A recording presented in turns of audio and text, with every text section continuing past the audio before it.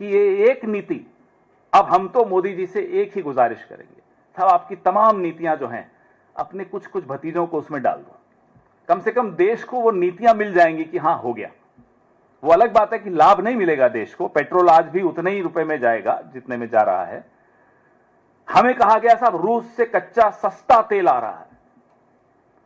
अब वो कच्चा सस्ता तेल मोदी जी के एक दोस्त की रिफाइनरी में जाता है, वहां से प्रोसेस होता है, फिर मोदी जी के भतीजों की फैक्ट्री में जाता है, वहां से एथेनॉल मिक्स होता है और दिल्ली में मोदी जी बैठकर उसमें टैक्स मिक्स कर देते हैं। इसलिए 100 रुपए लीटर पेट्रोल देते हैं आप। तो ये सारे दोस्त, चाचा, भतीजा, ताऊ सब मिलकर जो खिचड़ी पका रहे हैं वो आपके सामने है। ये अर्थव्यवस्था की खिचड़ी आपके सामने है, ये ऐसे बन रही है। हमें कहा गया साहब एथेनॉल से माइलेज बहुत अच्छा होगा और रखरखाव की जो चिंताएं हैं आपके इंजन की वो खत्म हो जाएंगी। उल्टा हुआ। नीति आयोग खुद कह रहा है कि 6% माइलेज में गिरावट तो नीति आयोग स्वीकार करता है कि आती है, लेकिन हकीकत तो और ज्यादा है। 2023 से पहले जितने इंजन हमारे यहां बने हैं, they are not compatible with ethanol fuel. Engine damage हो रहे हैं, हमारी आपकी मेहनत की कमाई बर्बाद हो रही है, लेकिन किसी को कोई फर्क नहीं पड़ रहा, किसी को कोई चिंता नहीं है, क्योंकि चोरी की गद्दी है। उनको लगता है फिर से वोट चुराएंगे, गद्दी चुराएंगे और यही काम करते रहेंगे उनके भतीजे। अब E30 की भी बात हो रही है। हमारी आपकी चिंताओं की कोई चिंता नहीं उन लोगों को। हमने जब सब आप लोगों ने आवाज उठाई कि साहब इंजन डैमेज हो रहे हैं, हमें माइलेज कम मिल रहा है, तो बोले ये तो पेट्रोलियम लॉबी कर रही है। ये गडकरी जी कहते हैं, उन्हीं के वर्ड्स हैं कि पेट्रोलियम लॉबी की तरफ से आवाजें आ रही हैं। अरे साहब ये हमारे इंजन से आवाजें आ रही, हमारी जेब से आवाजें आ रही। ये कोई पेट्रोलियम लॉबी के लोग नहीं है हम और आप। हम तो पेट्रोलियम लॉबी के शिकार हैं, अब हम एथेनॉल लॉबी के भी शिकार हैं। आम नागरिक तो हर जगह से परेशान किया जा रहा है, पेट्रोलियम लॉबी भी और एथेनॉल लॉबी भी और वोट चोर भी, सब परेशान कर रहे हैं। अब आपको मैंने बताया पानी, अनाज, तकनीकी प्रभाव। अब किसानों पर आ जाइए। किसानों का हमें कहा गया साहब ये एथेनॉल की वजह से उनकी आय 2022 में दुगनी हो जाएगी। वो हकीकत भी आपके सामने है। किसानों को नहीं मिल रहा। शुगर केन की जो बड़े बड़े लोग हैं उनको जरूर मिल रहा है लाभ, गडकरी जी की बेटों की फैक्ट्रीज को मिल रहा है लाभ। किसानों को इसका कोई लाभ ट्रांसफर नहीं हुआ। उल्टा ग्रेन्स, अनाज सस्ते में उनसे लिया जा रहा है एथेनॉल बनाने के लिए। वो लाभ भी किसानों को नहीं मिला। चावल हो या गेहूं हो, उसमें किसी का लाभ जो एथेनॉल में अनाज जा रहा है किसानों को नहीं दिया गया। उनको जैसे सस्ते पेट्रोल से लाभ हमें नहीं हस्तांतरित हुआ, नागरिक को, कंज्यूमर, उपभोक्ता को, वैसे ही इसका भी लाभ किसानों को नहीं ट्रांसफर हुआ। यह भी लाभ जिनको लेना था वो ले गए। पर्यावरण के बारे में मैंने आपको बताया। जो जितने एथेनॉल की डिस्टिलरीज हैं ये लाल श्रेणी, रेड कैटेगरी के प्रदूषक हैं। जो सबसे डेंजरस, सबसे एक्सट्रीम कैटेगरी है पर्यावरण के लिए नुकसान पहुंचाने वाली कैटेगरी, वो है रेड कैटेगरी। ये उस रेड कैटेगरी में आती हैं एथेनॉल की डिस्टिलरीज। तो हमें एक बात कोई समझा दे सरकार की तरफ से कि ये एथेनॉल से लाभ किसको हुआ, आम नागरिक को क्या लाभ हुआ, किसान को क्या लाभ हुआ, पर्यावरण को क्या लाभ हुआ, किसको लाभ हुआ, बताइए।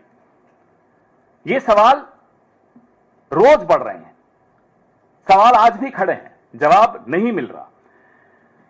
उपभोक्ता के बारे में आपको बता चुका हूं, सवाल सारे बता चुके हैं, लेकिन हमारे सवाल अब प्रधानमंत्री जी आपसे भी हैं कि 2021 में जब आपने ये शब्द कहे थे कि जब हम 20% एथेनॉल मिश्रण हासिल कर लेंगे तो कल्पना कीजिए कि किसान कितना पैसा कमाएंगे। तो मोदी जी अब आप बताइए 2021 के जरिए जो आपने एथेनॉल मिश्रण किया उसका लाभ किसानों को कितना मिला, यह आंकड़े सबके सामने रखिए। माइलेज के आंकड़े सबके सामने रखिए। इंजन डैमेज की जो शिकायतें हैं उसके आंकड़े सबके सामने रखिए। नंबर 2, अगर एथेनॉल मिश्रण का उद्देश्य पेट्रोल को 55 रुपए और डीजल को 50 रुपए पे लाना था, तो हम सब दोगुना कीमत क्यों दे रहे हैं? ये आंकड़े सामने रखिए, ये कारण सामने रखिए। नंबर 3, अगर ये E20 एथेनॉल को बढ़ावा देना एक सार्वजनिक नीति है, तो गडकरी जी के बेटों को यह अप्रत्याशित लाभ क्यों मिला? ये लाभ उपभोक्ता को क्यों नहीं मिला?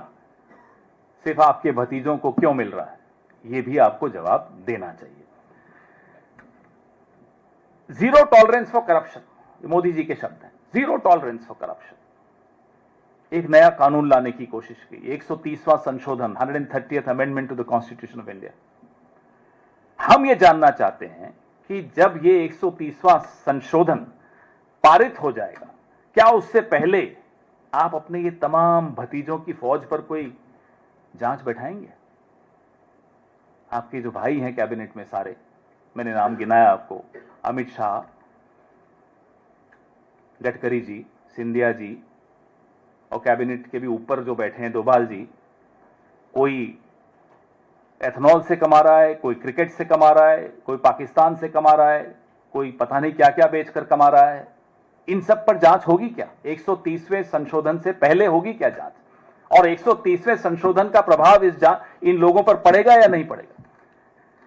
और आखिरी 2014 से लेकर 2025 तक 38.89 लाख करोड़, लगभग 40 लाख करोड़, 38.89 लाख करोड़ आपने पेट्रोल और डीजल पर जो सेस के जरिए कमाया है, उस पैसे का हिसाब इस देश के नागरिकों को मिलेगा या नहीं मिलेगा? They have made almost 40 lakh crore out of the cess they charge on petrol and diesel from us. इन सब सवालों के जवाब हमें मालूम है नहीं मिलेंगे, क्योंकि ये लोग वोट चुरा कर आते हैं और फिर जेब काट कर जाते हैं। अब आपके सवाल इसी पर रखिएगा, कोशिश तो यही करिएगा। Recently, we have seen that how the Supreme Court has also rejected the plea which was being filed for this matter only. At that point in time, also Kerala Congress had also tweeted saying that it should not have been done. At least the Supreme Court should have listened to this petition. To which the BJP had replied that you want to target the Indian state. So, do you believe that the legal route is now the only solution for this? We are a political party. If one door shuts does not mean all the other doors are also shut for a political party. We will raise this issue politically. There are various ways of raising an issue. Legal is one, political is another, activism is another, non-political activism is another, and the best route is the media. I hope you also adopt that route and write all this. Sir, आपको लगता है कि ये सीधे सीधे conflict of interest का मामला है? क्योंकि एक साल के भीतर ये जो सियान एग्रो इंडस्ट्रीज है निखिल गडकरी का, वो 17-18 करोड़ से सीधे 523 करोड़ का उनका जो है बिजनेस हो जाता है। एक साल में ऐसा कौन सा बिजनेस है जो इतना प्रॉफिट, तकरीबन 2905% का प्रॉफिट है? जब 5 महीने में महाराष्ट्र की वोटर लिस्ट में 41 लाख नए वोट जुड़ जाते हैं, तो मिलावट की वोटर लिस्ट, मिलावट का पेट्रोल, और ये आपके सामने है हकीकत। ये आंकड़े जो आपने मुझे बताए, जो मैंने आपको भी बताए, ये आंकड़े दिखाते हैं कि किस तरह से चोरी हो रही है, किस तरह से मेरी और आपकी जेब काटी जा रही है। Sir, a PIL on the same was filed in Supreme Court also, and Supreme Court dismissed it regarding the ethanol. So, what is the other option, alternative option? Well, this is the option. The option is that we raise it politically. The option is that the media covers it, and let's start asking questions. No responsible government can ignore these very, very important, sharp questions, because this affects all of us. So let's keep, Supreme Court has not stopped us from asking questions. Have they stopped us from exposing these facts and figures? No. Ji.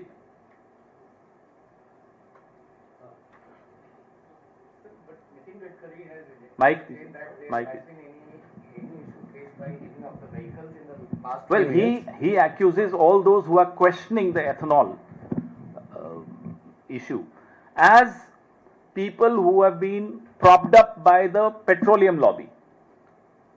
So if you and I say that my vehicle is not giving me the mileage which it used to give before I started using the ethanol mixture, are you from the petroleum lobby? I don't think you are. I know you. I know you're not. But these are issues that affect all of us. So this is the pet excuse of this government. If the farmers raise questions, they are the Khalistani lobby. If the youth raise questions, they are the anti-national lobby. If you and I raise questions about our vehicles, we are the petroleum lobby. Congratulations, you also belong to a lobby now. पहले आप ये खत्म हो जाने दीजिए फिर कई बातें कही गई माइक, थी माइक। कि इससे जो है पर्यावरण जो पोल्यूशन होता है उसमें इम्प्रूवमेंट होगा, पोल्यूशन कम होगा और माइलेज जो है वो गाड़ियों का बढ़ेगा, जिससे पोल्यूशन जो है वो कम होगा। क्या आपको लगता है कि एथेनॉल को मिक्स करने में सच में ऐसा हुआ है जो दावा पहले मैंने आपको बताया कि जो डिस्टिलरीज होती हैं एथेनॉल की, वो रेड कैटेगरी में आती हैं, पोल्यूशन सबसे ज्यादा फैलाने वाली, नंबर 1। नंबर 2, मैंने आपको बताया कि 3000 लीटर पानी खर्च होता है 1 लीटर एथेनॉल बनाने के लिए। नंबर 3, जो हमें वादे किए थे कि म्युनिसिपल वेस्ट से बनेगा, वो बिल्कुल 1 लीटर भी एथेनॉल म्युनिसिपल वेस्ट से नहीं बना, तो वहां से भी पोल्यूशन कम होने का कोई दरकार नहीं। तो कहां से पोल्यूशन कम हुई जरा